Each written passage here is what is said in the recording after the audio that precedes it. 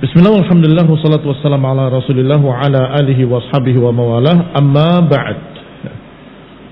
Qala Syekh Ibrahim ibn Muhammad ibn Ibrahim al-Syekh tentang riwayat hidup Syekh Abdurrahman ibn Hasan. Qala huwa al-allamah Syekh Abdurrahman ibn Hasan ibn Syekh al-Islam Mujaddid al-Qarn al-Thani Ashar Muhammad ibn Abdul Wahhab ibn Sulaiman ibn Ali ibn Muhammad ibn Ahmad ibn Rashid ibn Buraid ibn Muhammad ibn Berid ibn Musharrif At-Tamimi. Beliau adalah Syekh Abdurrahman ibn Hasan ibn Syekh, yani Ibn Syekh al-Islam Mujaddid al-Qarn al-Thani Ashar, Mujaddid abad ke-12, yaitu Muhammad ibn Abdul Wahhab ibn Sulaiman ibn Ali ibn Muhammad ibn Ahmad ibn Rashid ibn Berid ibn Muhammad ibn Berid ibn Musharrif At-Tamimi. Kalimat At-Tamimi adalah nisbah kepada kabilah dan suku, yaitu Bani Tamim. Alladhi qala as-sahabiyul jalil Abu Hurairah, yang dikatakan oleh sahabat yang mulia Abu Hurairah radhiyallahu taala anhu tentang turunan Bani Tamim ini. Qala la azalu uhibbu Bani Tamim ba'da thalathin, aku terus mencintai suku Bani Tamim setelah 3 perkara yang aku dengar dari Nabi SAW. Setelah 3 perkara. Yang pertama, kata Abu Hurairah, sami'tu Rasulullah SAW yaquluha, aku mendengar Rasulullah SAW berbicara, hum ashadda ummati ala dajjal. Aku mendengar Rasulullah SAW berbicara tentang Bani Tamim, bahwa mereka adalah yang paling keras umatku melawan Dajjal. Umatku yang paling keras melawan Dajjal. Wa kanat fihim sabiyah inda Aisyah radhiyallahu taala anha, dan pernah ada tawanan perang yang merupakan bagian Aisyah atau diberikan pada Aisyah radhiyallahu taala anha. Ternyata dari turunan Bani Tamim. Apa kata Nabi kepada Aisyah? I'tiqiha fa innaha min waladi Ismail. Merdekakan dia, sesungguhnya dia dari turunan Nabi Ismail. Ini pujian Rasulullah SAW yang kedua. Merdekakan dia karena dia sesungguhnya dari turunan Nabiullah Ismail alaihi salam. Wa ja'at sadaqatuhum faqala. Yang ketiga, kata Abu Hurairah, ketika datang sedekah dari Bani Tamim, Nabi berkata, hadihi sadaqatu qaumi, ini sedekahnya kaumku, ini sedekahnya kaumku. Demikian dalam riwayat Bukhari fi sahihih. Ikhwan fillah a'azzakumullah. Maka kata Abu Hurairah, la azalu, aku terus mencintai Bani Tamim setelah 3 perkara ini yang aku dengar dari Nabi sallallahu alaihi wa ala alihi wasallam. Tentunya masalah nasab, barakallahu fikum, adalah satu keutamaan tersendiri. Tetapi di sana ada perkara lain tentang orang satu persatunya. Artinya dia masya Allah dari turunan yang mulia. Tinggal bagaimana dianya. Demikianlah terhadap suku-suku yang lain pun demikian. Barakallahu fikum. Sehingga kalau satu persatunya kita akan katakan seperti apa yang dikatakan dalam Al-Quran dan Sunnah, inna akramakum indallahi atqakum, sesungguhnya yang paling mulia di antara kalian adalah yang paling bertakwa. Walaupun dia turunan budak seperti Bilal ibn Abi Rabah, berarti turunan rendahan kalau dari sisi sukunya, karena turunan budak. Tetapi kalau dia seorang mukmin taqi sahabiyun jalil dimuliakan oleh Nabi SAW, maka Bilal ibn Abi Rabah jadi mulia radhiyallahu taala anhu. Baik, ala kulli hal, kembali kepada pembahasan. bagaimana belajarnya beliau, kehidupan beliau dan belajarnya beliau. Wulida Syekh Abdurrahman ibn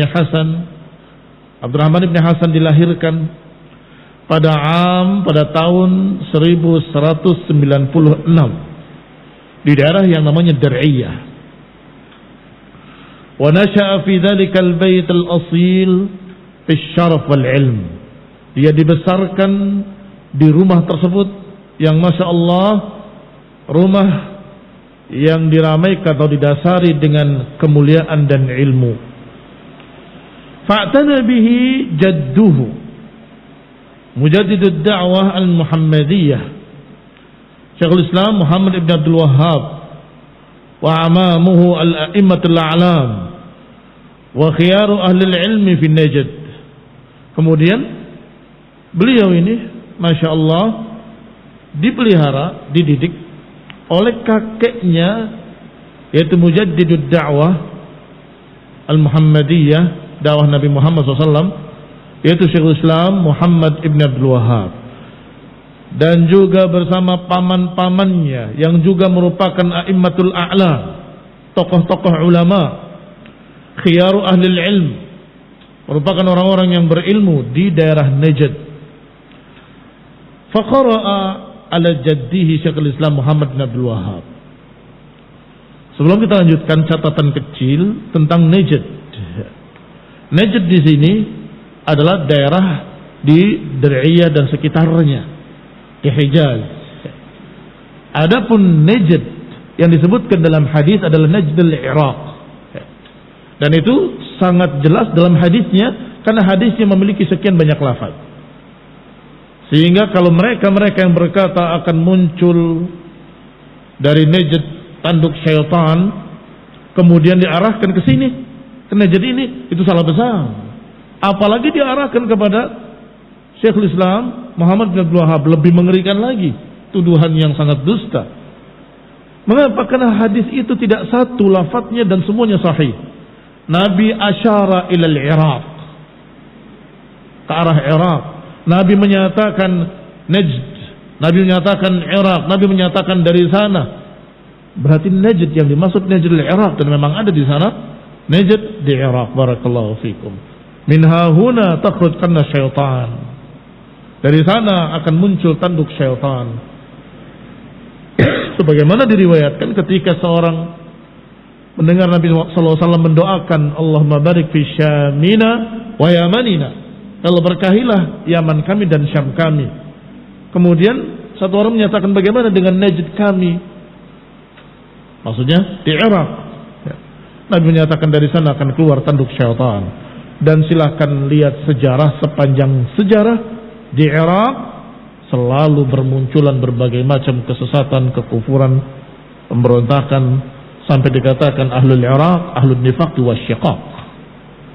Yuqal, sampai terucap kalimat seperti itu, ahlul Iraq, ahlul nifaq wa syiqaq. Tempat fitnah di sana. Sebagai bukti, Abdullah ibn Abi Rabah, alim Makkah, ulama di Makkah, ketika datang seorang penanya menanyakan beberapa pertanyaan, di stop sebentar. Min aina ant, dari mana engkau? Dijawab minal Iraq. Apa kata dia? Min biladil fitnah. Min biladil fitnah.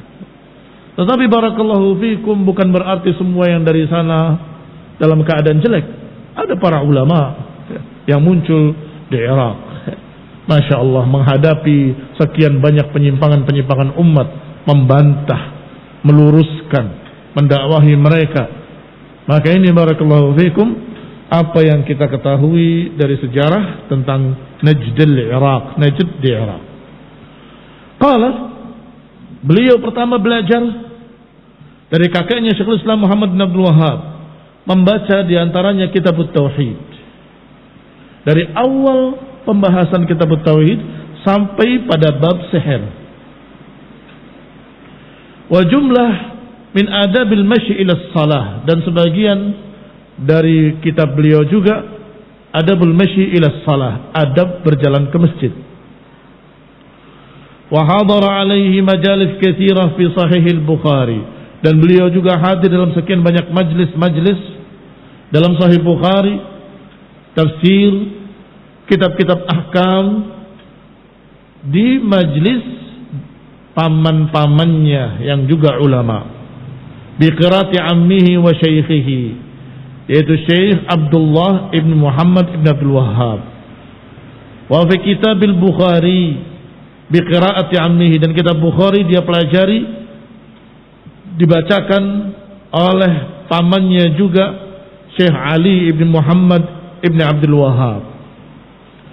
Dalam tafsir surat Al-Baqarah dia membaca tafsir Ibnu Katsir, dan dibacakan, ini diajarkan oleh pamannya juga, Syekh Abdul Aziz ibn Muhammad ibn Abdul Wahhab. Dan dia juga hadir pembacaan pamannya, gurunya, itu Syekh Husain. Wa huwa idzaka fi sinni tamyiz, dalam keadaan beliau umurnya masih umur mumayyiz, masih remaja. Ala walidihi Syekhul Islam Muhammad ibn Abdul Wahhab, mengambil dari bapaknya Syekhul Islam Muhammad bin Abdul Wahhab.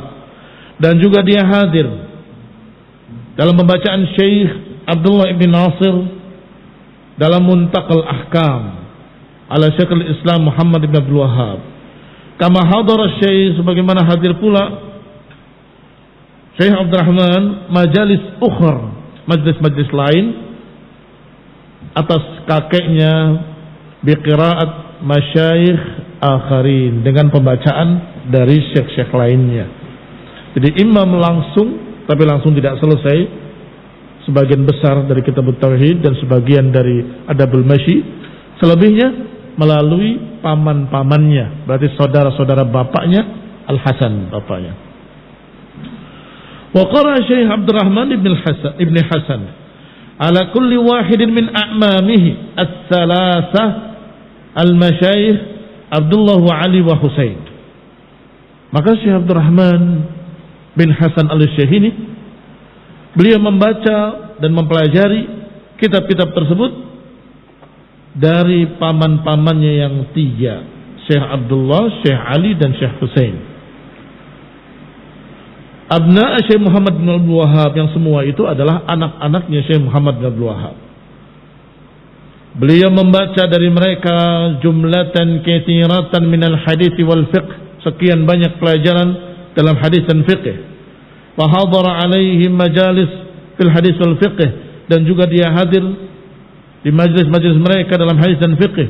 Wa qara ala Syekh Muhammad bin Nasir, juga membaca beliau, yakni mempelajari atas Syekh Muhammad bin Nasir kitab Mukhtasar Asy-Syarah dan juga Al-Muqni' wa ghairihima, dan lain-lainnya. Wa qara ala Syekh Abdullah ibn Fadil fi Sirah An-Nabawiyah, wa ala Syekh Abdurrahman ibn Khamis Syarah Asy-Syanshuri fil Faraid, Kitabul Faraid, wa ala Syekh Ahmad ibn Hasan ibn Rashid Al-Hanbali Syarah Al-Jazriyah, Al-Jazri, Al-Qadi Zakaria Al-Ansari, wa ala Syekh Abi Bakar Husain ibn Ghanam Syarah Al-Fakihi ala Mutammimat An-Nahw. Masya Allah. Hada ba'du masyayikh Abdurrahman ibn Hasan fi Najd. Amma masyayikhuhu min ahli Misr famin fudalaihim. Itu baru guru-guru beliau yang ada di tempat beliau dan di sekitarnya, yaitu di Najd, di Hijaz, atau di sekitar Dar'iyah. Baik. Dari paman-pamannya sendiri maupun dari orang lain, dari masyayikh yang di luar. Artinya bukan hanya dari keluarganya, tapi disebutkan tadi beberapa masyayikh yang bukan sama sekali dari keluarganya. Artinya dia mengambil ilmu dari sana sini. Juga dari luar daerahnya. Di antaranya min ahli Misr, di antara tokoh-tokoh yang diambil ilmunya, yang dia belajar kepadanya adalah Syekh Hasan Al-Qaisini Al-Musri. Hadir alaih, beliau hadir di majlisnya membahas syarah Jam'ul Jawami' fil Usul lil Mahalli, wa Mukhtasar As-Sa'd fil Ma'ani wal Bayan. Wa lam yafuthu minal kitabaini siwa syai'un yasir. Hampir-hampir tidak ada yang terlewat dari dua kitab besar itu kecuali sedikit sekali.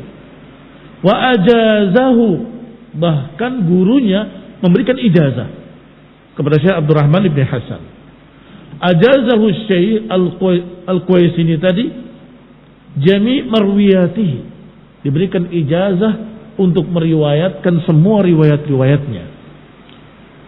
Ijazah tidak seperti yang kalian bayangkan, kertas kotak tertulis ijazah telah lulus begitu. Bukan itu, walaupun sungguhnya mirip, tetapi adalah kalimat persaksian dari gurunya. Ajaztu laka, aku izinkan untukmu untuk meriwayatkan dariku apa-apa yang aku telah riwayatkan kepadanya. Ini kalimat ajaztu, aku izinkan dia untuk meriwayatkan hadis dariku, maka dikatakan ijazah. Barakallahu fikum. Beliau diberi ijazah oleh gurunya dan diizinkan untuk meriwayatkan riwayat-riwayatnya. Wa dafa'a lahu nuskhatahu al-mutadamminah li awail al-kutub allati rawaha bi sanadihi ila Syekh al-Muhaddis Abdullah ibn Salim al-Misri syarih al-Bukhari. Beliau serahkan, bahkan setelah diberikan ijazah, aku izinkan kau, dan ini naskahnya yang terkandung di dalamnya dari awal kitab yang diriwayatkan dengan sanadnya sampai kepada Muhaddis Abdullah ibn Salim al-Misri syarih al-Bukhari. Baik. Wa ajaza lahu jama' ma fiha biriwayatihi. Kalau sudah demikian, artinya sanad dia bersambung kepada syarih tadi, dan syarihnya bersambung kepada Bukhari, Bukharinya bersambung sampai kepada Nabi sallallahu alaihi wa ala alihi wasallam. Sanadnya bersambung. Masya Allah. Wa ajaza lahu jami' ma fiha biriwayatihi an Syekh Abdullah Asy-Syarqawi.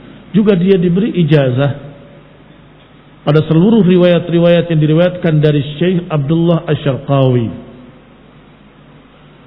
Dari Syekh Muhammad ibn Salim al-Hanafi, dari Syekh Muhammad ibn Salim al-Hanafi, dari Syekh Eid ibn Ali an-Namrisi, dari Syekh Abdullah ibn Salim al-Basri, kama ajazahu al-Qaisini sahih al-Bukhari, sebagaimana juga diberi ijazah untuk meriwayatkan hadis dari dia sampai kepada Sahih Bukhari, biriwayatihi an Syekh Dawud al-Qal'i, an Syekh Ahmad ibn Jam'ah al-Baji al-Wirmi, an Syekh Mustafa al-Iskandarani al-Ma'ruf bibn Sabbagh. Itu baru satu yang pertama.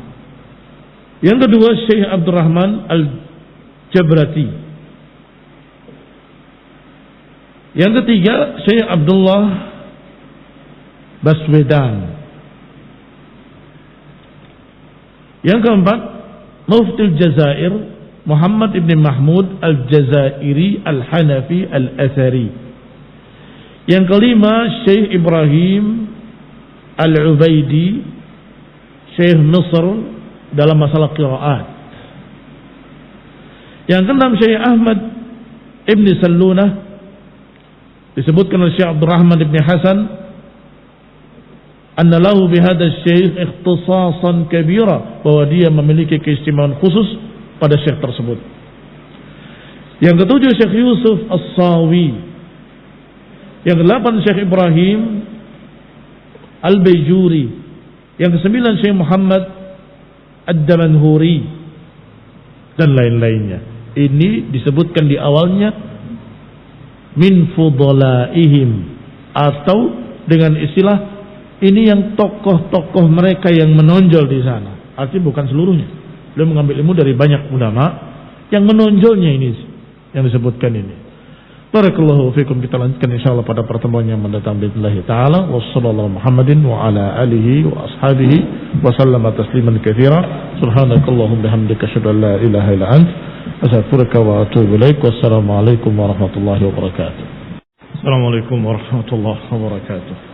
Innal hamdalillah nahmaduhu wa nasta'inuhu wa nastaghfiruh wa na'udzu billahi min shururi anfusina wa min sayyiati a'malina man yahdihillahu fala mudilla lahu wa man yudlil fala hadiya lahu wa ashhadu an la ilaha illallah wahdahu la syarika lahu وأشهد أن محمدا عبده ورسوله صلى الله عليه وعلى آله وأصحابه والتابعين وتابع التابعين ومن تبعهم إلى يوم الدين أما بعد إخواني في الدين أعزكم الله وإخواني الطلبة رحمني ورحمكم الله. Kita masih pada terjemah Syekh Abdurrahman Ibn Hasan Al-Syekh rahimahullahu ta'ala, dan kita masih membicarakan di antara guru-gurunya yang di dalam Najd sendiri di sekitar Dir'iyah dan Hijaz. Masya Allah, beliau mendapatkan ilmu dari sekian banyak ulama. Demikian pula ketika beliau rihlah li talabil ilmi, mencari ilmu ke Mesir, juga beliau mendapatkan ilmu Masya Allah sekian banyaknya dari sekian masyayikh wal ulama yang ada di Mesir. Dan sudah diceritakan secara rinci gurunya yang pertama di antara yang paling menonjol adalah Syekh Hasan Al-Qaisini Al-Nusri. Sedangkan yang kedua, Syekh Abdurrahman Al-Jabrati, juga termasuk syekhnya yang mengizinkan beliau untuk meriwayatkan hadis daripadanya. Beliau katakan tentang gurunya, kita ringkas saja supaya cepat selesai, karena intinya adalah apa yang beliau dapatkan dari gurunya, dari ilmu dan riwayat. Kata beliau, kata Syekh Abdurrahman Ibn Hasan menceritakan gurunya, wa qara'tu alaih, dan aku membaca di hadapannya, yakni ala Al-Jabrati, ini Syekh yang kedua ini ya, Al-Jabrati. Aku bacakan dan aku mempelajari daripadanya asanidahu an syaikhil madhkur, yakni Murtada Al-Husaini.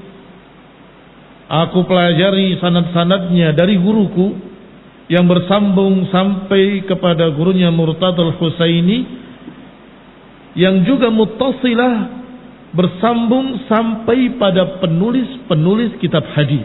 Masya Allah. Artinya sanad dari beliau sampai kepada penulis kitab hadis, kepada gurunya dulu, dari gurunya bersambung sampai kepada penulis kitab hadis seperti Imam Ahmad, Imam Muslim, Abu Dawud, Wan Nasa'i, wa Tirmidzi dan lain-lain, yang tentunya dari penulis hadis itu bersambung sampai kepada Rasulullah sallallahu alaihi wa ala alihi wasallam. Artinya beliau memiliki sanad sampai kepada Rasulullah sallallahu alaihi wasallam. Muttasilah ila muallifil kutubil hadithiyah, yang bersambung sanadnya sampai kepada penulis-penulis kitab hadis, kal Imam Ahmad, seperti Imam Ahmad, wa Muslim, wa Abi Dawud, wa Nasa'i, wa Tirmidzi, wa Ibnu Majah rahimahumullahu ajma'in. Fa ajazani biha wa bisanadi madhhabina, dan beliau memberikan ijazah kepadaku. Dan kalian sudah tahu apa makna ijazah? yakni ajaztu laka an tarwiya anni, aku izinkan engkau untuk meriwayatkan dariku. Masya Allah. Ajazani biha wa bisanadi madhabina biriwayatihi an syaikhihil madhkur ay Murtada Al-Husaini an Safarini, dari gurunya, dari As-Safarini An-Nabulsi Al-Hambali. Ta'rifun As-Safarini? Naam, barakallahu fikum. sahibul kitab al-aqidah safariniyah. An Abil Mawahib muttasilan ila imamina, dari sana, dari Syekh Safarini bersambung lagi sanadnya sampai kepada Imam Ahmad ibn Hanbal rahimahullahu ta'ala. Dari Imam Ahmad, siapa ke atasnya? Dari imam-imam madhab. Nah, Imam Syafi'i rahimahullah. Karena Imam Ahmad salah satu dari muridnya Imam Syafi'i. Barakallahu fiikum. Yang ketiga, Syekh Abdullah Baswedan. Baswedan adalah kabilah. Huwa akbar man laqiyahu Syekh Abdurrahman ibn Hasan bi Misr min al-ulama. Beliau ini, Syekh Abdullah Baswedan, adalah yang paling besar dari ulama yang ditemui oleh Syekh Abdurrahman bin Hasan di Mesir. Ajazahu jami' marwiyatihi, juga mempelajari dari beliau riwayat-riwayat sampai gurunya berkata kepada Syekh Abdurrahman bin Hasan al-Syekh, aku izinkan engkau untuk meriwayatkan dariku. Masya Allah. Ajazahu jami' marwiyatihi wa dafa'a lahu nuskhatahu, diserahkan naskahnya kepadanya. Yang terkandung di dalam naskahnya awal-awal kitab-kitab yang diriwayatkan dengan sanadnya sampai kepada Syekh Al-Muhaddits Abdullah bin Salim Al-Basri. Wa fi dzalika yaqulu al-'allamah Abdurrahman bin Hasan, dan dalam masalah ini Abdurrahman bin Hasan berkata, ajazani ay Syekh Abdullah Baswedan, dia mengizinkan aku untuk meriwayatkan bijami'i ma fi nuskhatis Syekh, untuk meriwayatkan semua yang ada dalam naskah kitab Syekh Abdullah ibn Salim al-ma'rufah yang dikenal di Mesir. Wa naqaltuha min asli, dan aku nukil dari asalnya. Fahiyal an mawjudah indana musnadah ala Syekh al-madhkur, dan masih ada sampai sekarang bersama saya naskah tersebut. Ikhwani fillah azakumullah. Disebutkan pula yang berikutnya, Mufti Al-Jazair Muhammad ibn Mahmud Al-Jazairi Al-Hanafi Al-Athari. Perhatikan kalimat Al-Hanafi. Artinya beliau bukan muqallid, bukan orang yang fanatik madhab, pokoknya saya Hambali, gak mau belajar dari yang lainnya. Beliau belajar dari semua ulama, termasuk dari Mufti Al-Jazair Muhammad ibn Mahmud Al-Jazairi Al-Hanafi. Madhabnya Hanafi Al-Athari. Kata beliau, wajadtuhu husnal aqidah tawil al-ba'. Kata Syekh Abdurrahman ibn Hasan, aku lihat beliau walaupun Hanafi, tetapi akidahnya lurus dan luas ilmunya fi ulumi syar'iyyah, ila akhir kalamihi rahimahullah. Yang keenam, Syekh Ahmad ibn Salmunah, disebutkan oleh Syekh Abdurrahman ibn Hasan, anna lahu bihadha syekh ikhtisasan kabira wa annahu qara alaihi katsiran min al-Qur'an. Yang keenam ini, Syekh Ahmad bin Salmunah, dia mengambil ilmu Al-Qur'an dari Syatibiyah dan juga Syarah Al-Jazriyah di Syekh Zakaria Al-Ansari. Wa athna Syekh Abdurrahman ala syekhihi, dan Syekh Abdurrahman memuji gurunya ini bi annahu husnul khuluqi mutawadhi', bahwasanya guruku ini akhlaknya luhur dan mutawadhi', tidak sombong, sangat merendah dalam artian tawadhu'. Lahul yad at-tuli fi al-qira'at wal ifadat, dan beliau memiliki pemahaman yang sangat luas dalam masalah qira'at, bacaan-bacaan Al-Quran.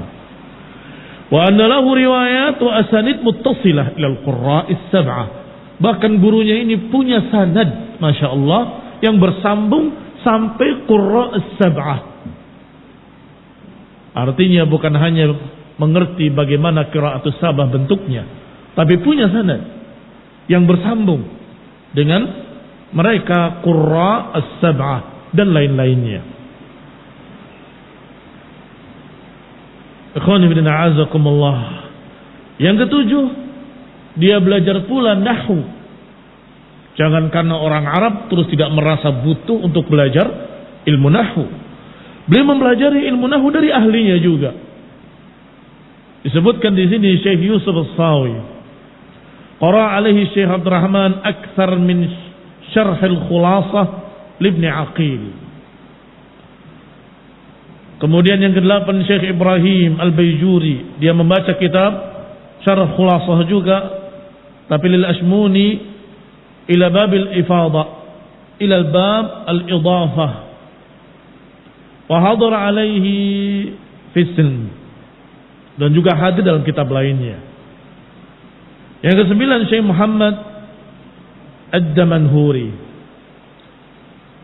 beliau hadir Syekh Abdul Rahman bin Hasan di dalam pembahasan al-isti'arat wal kafi fi ilmi al-arud wal qawafi. Al-kafi fi ilmi al-arud wal qawafi. Berarti beliau juga belajar sastra Arab. Belajar beliau tentang isti'arat, belajar tentang arud wal qawafi wal qafiyah, ilmu yang berkait dengan syair-syair, bukan isinya, tapi mempelajari bagaimana membuat sebuah syair. Qala Syekh Abdul Rahman qara'ahuma lana bihasiyatihi al-Jami' al-Azhar. Beliau membacakan untukku dengan footnote-footnote-nya seluruhnya kitab Al-Jami' al-Azhar. Ikhwani fi din a'azakumullah wa ikhwani talabah rahimani wa rahimakumullah. Demikian beliau rahimahullah mempelajari segala bidang-bidang ilmu agama, akidah, tafsir, fiqh, bahkan ilmu-ilmu alatnya, nahwu, sastra Arab, bahkan qiraat, bacaan Al-Quran, tajwid dengan luas, dan qiraat sab'ah dengan sanadnya. Masya Allah. Adapun yang belajar dari beliau juga tidak kalah banyaknya. Karena Syekh Abdul Rahman bin Hasan rahimahullah ta'ala mulaziman litadris. Syekh Abdul Rahman bin Hasan di samping belajar, beliau juga mengajarkan apa yang beliau sudah dapatkan dari ilmunya. Artinya bukan seorang yang bakhil, tetapi orang yang banyak memberikan ilmunya pada orang lain. Mulaziman litadris, muraghiban fil ilmi, mu'inan alaih, memberikan semangat ilmu dan membantu orang belajar ilmu, katsirul ihsan lit talabah, bahkan sangat baiknya pada santri-santrinya. Bukan hanya diajari ilmu, tetapi dibantu apa keperluan-keperluan mereka. Layyinul janib kariman sakhiyan sakinan wa qura.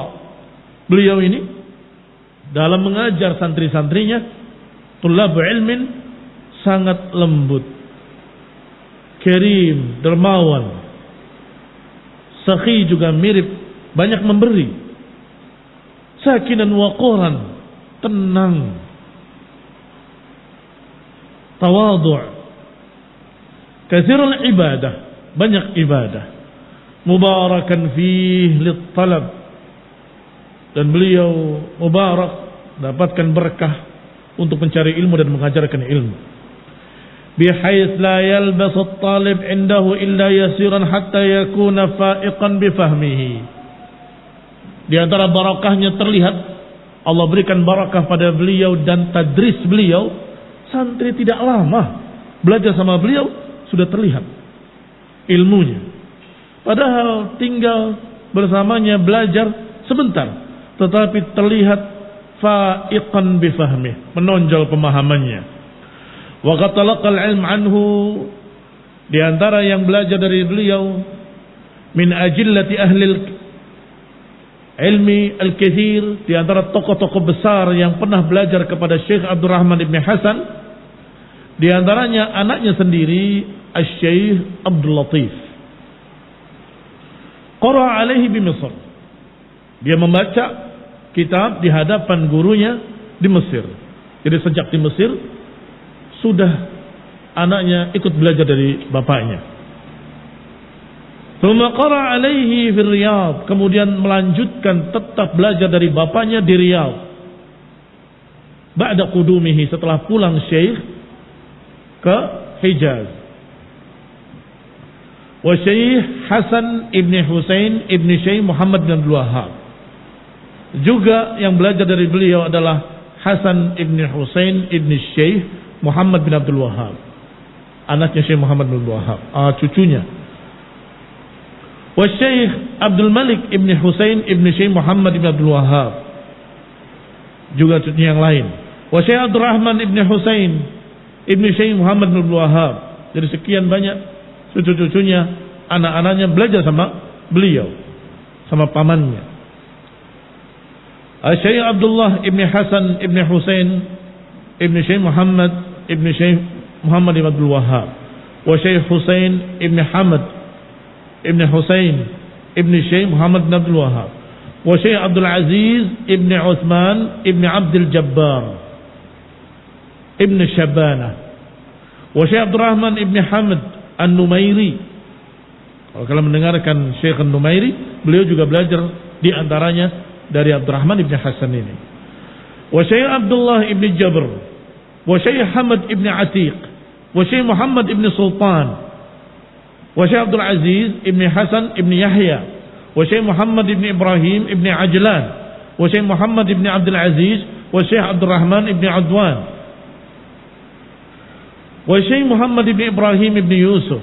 Wa Syekh Abdullah ibn Ali ibn Markhan. Wa Syekh Ali ibn Abdullah ibn Isa. Wa Syekh Ahmad ibn Ibrahim ibn Isa. Wa Syekh Abdul Rahman ibn Muhammad ibn Mani'. Wa Syekh Muhammad ibn Abdullah ibn Salim.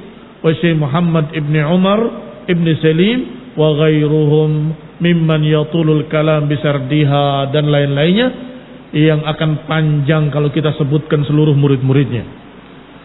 Barakallahu fikum. Kita lihat pujian para ulama. Hudhiya Syekh Abdul Rahman ibn Hasan bitana'i ahli ilmi alaih. Syekh mendapatkan bagian dari pujian-pujian para ulama terhadapnya. Mana hudhiya artinya dia bukan mencari, tetapi Allah takdirkan diberi pujian-pujian. Yang diistilahkan dalam hadis yang sahih, busyra ajilil mu'min. Ya Rasulullah, bagaimana kalau aku beramal dengan ikhlas, beramal saleh, beribadah, ternyata ada orang yang memujinya tanpa aku meminta. Tilka busyra ajilil mu'min. Itu adalah kegembiraan yang disegerakan oleh Allah bagi seorang mukmin.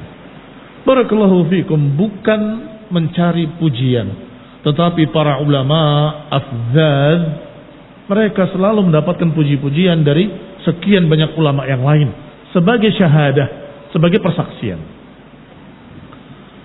Di antaranya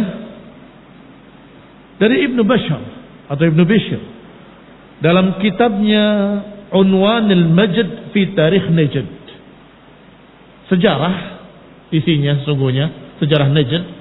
Dan kalau kalian membaca sejarah-sejarah dari para ulama ahlul hadis, biasanya isinya adalah para ulama yang ada di sana sepanjang masa, muridnya, gurunya, dan seterusnya. Jadi kalau engkau buka kitab Tarikh Dimashq atau tarikh begini dari para imam-imam ahlul hadis, maka isinya itu, bukan sejarah yang lain, bukan sejarah masalah gunung dan sungai, tetapi sejarah siapa yang datang ke sana dari ulama, siapa yang pergi dari sana dari para ulama, siapa yang lahir, siapa yang mengajar di sana, siapa yang ila akhirnya. Maka Unwanul Majd fi Tarikh Najd tentunya berbicara tentang para ulama dan sejarah ilmu di sana. Demikian pula Syekh Ibrahim ibn Saleh ibn Isa An-Najdi dalam kitabnya Ad-Durar. Faqad qala al-awwal fi hawadis sanah ihda wa arba'in wa mi'ataini wa alf. Menulis sejarah Najd sampai pada tahun 1241. Kapan itu? Masa-masanya Syekh Abdurrahman Ibn Hasan al-Syekh. Fi hawadisi sanah ihda wa arba'in wa mi'ataini wa alf. Kata beliau, kata penulis sejarah tadi, pada awal pertama tahun 1241 fiha aqbala min Misr. Saat itu datanglah seorang dari Mesir, Al-Syekh Al-Alim An-Nihrir Al-Bahr Al-Zakhir Al-Ghazir Mufidut Talibin. Datang dari Mesir seorang syekh yang alim, yang nihrir, yang memiliki keistimewaan, lautan ilmu, Az-Zakhir Al-Ghazir, yang sangat deras, Mufidut Talibin, yang banyak memberikan faedah pada para pencari ilmu, Al-Mahfuz bi inayati Rabbil Alamin, yang banyak mendapatkan bantuan dari Rabbul Alamin. Sampai pada akhirnya, karena kita ringkas, lihat di akhirnya, Nasirus sunnati Sayyidil Mursalin, pembela sunnah Sayyidil Mursalin, yani sunnah Rasulullah SAW. Al-muwaffaq lis-sawabi wal jawab, al-muwaffaq, yang selalu mendapatkan taufik dari Allah dalam menjawab dan dalam menyebutkan atau menentukan satu fatwa, seringkali muwaffaq.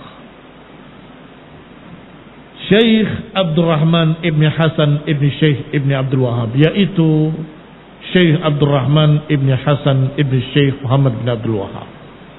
Baik, ini pujian beliau ketika menulis sejarah dan menulis pada tahun tersebut pulanglah seorang dari Mesir yang alim dan seterusnya, setelah dipuji-puji, yaitu Syekh Abdurrahman Ibn Hasan.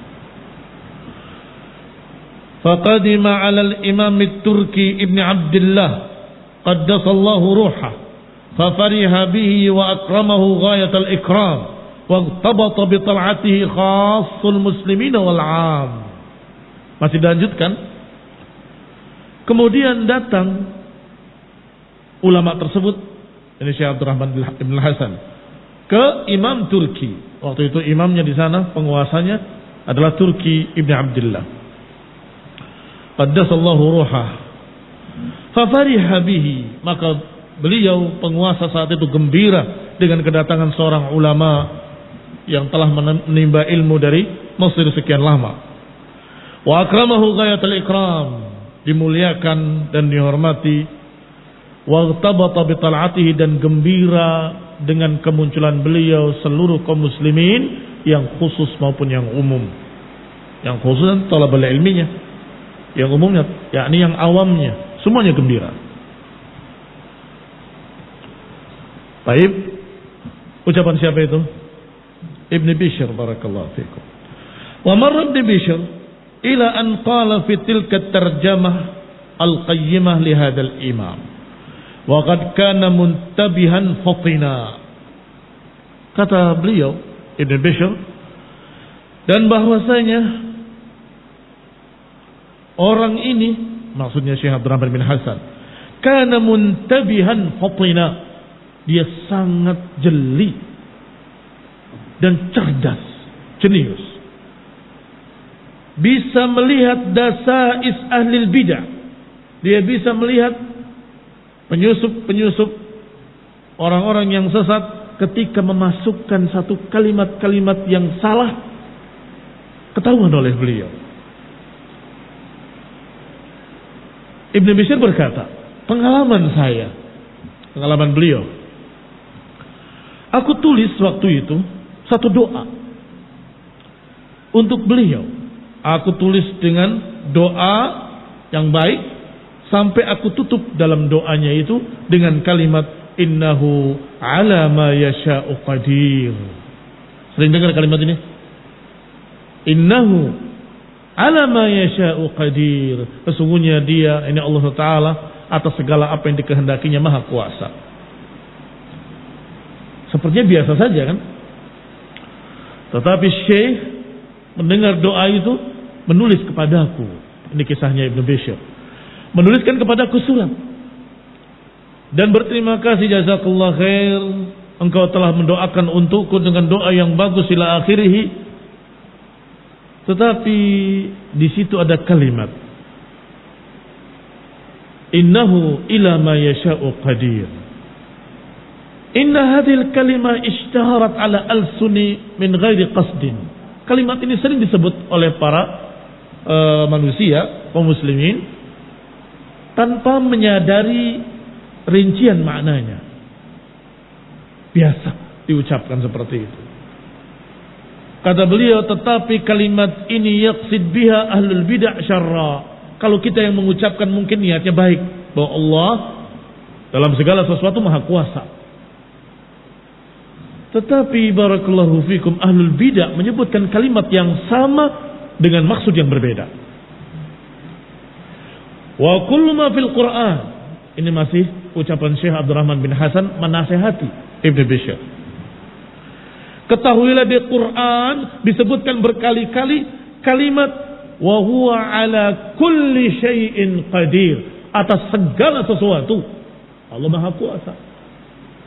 Kalau kalimat tadi, apa yang Allah kehendaki maha kuasa. Kalau yang Allah tidak kehendaki tidak kuasa. Lihat jelinya beliau, hati-hati. Kalimat itu asalnya dari mereka, yang mereka membahas tentang apa yang sudah ada, apa yang sudah dikehendaki, Allah maha kuasa. Adapun yang selain itu tidak. Ucapkanlah kalimat yang disebutkan oleh Allah berkali-kali dalam Quran, wa huwa ala kulli syai'in qadir. Ala kulli syai'. Allah atas segala sesuatu maha kuasa. Disinilah terlihat jelinya Syekh Abdurrahman Ibn Hasan. Laisa fil Qur'ani was sunnah ma yukhalifu dzalika aslan. Enggak ada dalam Quran dan sunnah yang berbeda dengan kalimat tersebut, wa huwa ala kulli syai'in qadir. Dia Allah atas segala sesuatu maha kuasa. Li'anna al-qudrah syamilah kamilah, karena namanya qudrah itu lengkap sempurna atas segala sesuatu. Wa hiya wal ilmi sifatani syamilatan. Dan yang namanya ilmu dan sifat itu sempurna. Ilmu Allah sempurna, sifatnya sempurna. Dan berkait dengan apa yang ada dan apa yang tidak ada. Ala ma yasha'u qadir. Perhatikan kalimat ini yang dikritik oleh Syekh. Ala ma yasha' berarti Allah sudah kehendaki terjadi. Pertanyaannya, kalau Allah Subhanahu wa taala berkehendak untuk mengembalikan manusia setelah hisab, setelah yaumul qiyamah ke dunia lagi, Allah berkuasa atau tidak berkuasa? Bisa apa enggak bisa? Bisa. Tapi sekarang apakah Allah berkehendak atau tidak berkehendak? Tidak. Allah sebutkan di dalam Al-Quran bahwa kami enggak akan mengembalikan ke dunia lagi. Berarti Allah tidak berkehendak. Tetapi barakallahu fikum, kalau Allah berkehendak, Allah bisa. Berarti Allah bisa, maha kuasa untuk melakukan apapun yang dikehendaki atau yang tidak dikehendaki. Allah bisa. Itu yang seharusnya. Dan lafadznya dengan mudah kita dapat ke dalam Quran. Wa huwa ala kulli syai'in qadir. Jangan ala ma yasha'u qadir. Itu satu contoh. Contoh kedua dikisahkan pula oleh beliau.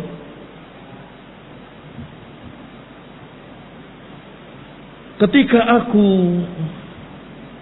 berdoa, di dalam doanya ini sekarang diceritakan oleh Ibnu Bishr tentang aku pernah menulis satu kali aku memberikan ucapan selamat kepadanya ketika dia dalam keadaan datangnya Syekh Abdul Latif dari Mesir. Nah, biqudum ibnihi Syekh Abdul Latif. Ketika datangnya anaknya, masih ingat anaknya namanya Abdul Latif dari Mesir, pulang Maka aku tulis surat ke bapaknya, selamat anakmu sudah datang, masya Allah, ila akhirih. Di antara doanya di dalamnya ada kalimat wa tawassaltu ilallahi fi du'ai bi sifatihil kamilah allati la ya'lamuha illallah. Aku bertawassul kepada Allah dengan sifat-sifatnya. Boleh kan? Dengan sifat-sifatnya yang tidak diketahui kecuali oleh Allah SWT. La ya'lamuha illallah. Namanya tahniah, ucapan selamat, doa, bagus. Tapi ketika ada kalimat ini, Syekh jeli melihat ini kalimat keliru. Ini yang disusupkan oleh mereka, oleh ahlul bid'ah. Kaum muslimin ahli sunnah kadang terbawa. Maka kata Syekh, fa'lam ayyuhal aribul adib, negurnya dengan sangat sopannya, ketahuilah wahai orang yang mulia dan sangat alim, yang sangat memiliki adab, annalladzi la ya'lamuhu illahu kaifiyatus sifah, bahwa yang la ya'lamuha illallah, yang tidak diketahui kecuali oleh Allah, itu kaifiyahnya. Adapun sifat-sifatnya kita diberitahu oleh Allah dalam Quran dan kita tahu. Fa ya'lamuha ahlul ilm, adapun sifat-sifatnya diketahui oleh para ulama, sebagaimana ucapan Imam Malik, al-istiwa'u ma'lumun wal kaifu majhul. Kata Imam Malik, al-istiwa sudah dipaham, sudah diketahui. Tetapi kayak apanya istiwa Allah di atas arasnya, itu yang tidak diketahui. Lihat jelinya. Begitu ada kekeliruan, awas. Ini disusupkan dari mereka. Yang pertama tadi adalah masalah wa huwa ala ma yasha'u qadir. Allah ala kulli syai'in qadir. Apakah Allah kehendaki atau tidak kehendaki? Sesungguhnya Allah bisa dan maha kuasa. Maka jangan ucapkan ala ma yasha'u qadir, tapi ucapkan ala kulli syai'in qadir, sesuai dengan nassan sarihan fil Qur'ani was sunnah. Yang kedua, sifat-sifat yang tidak diketahui kecuali oleh Allah maknanya. Maknanya diketahui. Untuk apa Allah turunkan pengenalan terhadap dirinya dalam Quran kalau nggak bisa dipaham maknanya? Dipaham, tetapi yang tidak diketahui adalah kaifiyahnya. Ini contoh jelinya beliau dan sangat jenius, sangat berhati-hati dari susupan-susupan yang ternyata itu kalimat-kalimat dari mereka yang sesungguhnya mereka ingin menolak sifat-sifat sehingga berkata bahwa sifat itu tidak bisa dipaham kecuali oleh Allah. Allah turunkan Qur'anan Arabian la'allakum taqilun. Kami turunkan Quran bahasa Arab agar kalian paham. Maka yang layak lamuha adalah kaifiyahnya, bukan sifat-sifatnya. Wallahu ta'ala a'lam bis-shawab. Wassallallahu Muhammadin wa ala alihi wa sahbihi wa sallam tasliman katsira.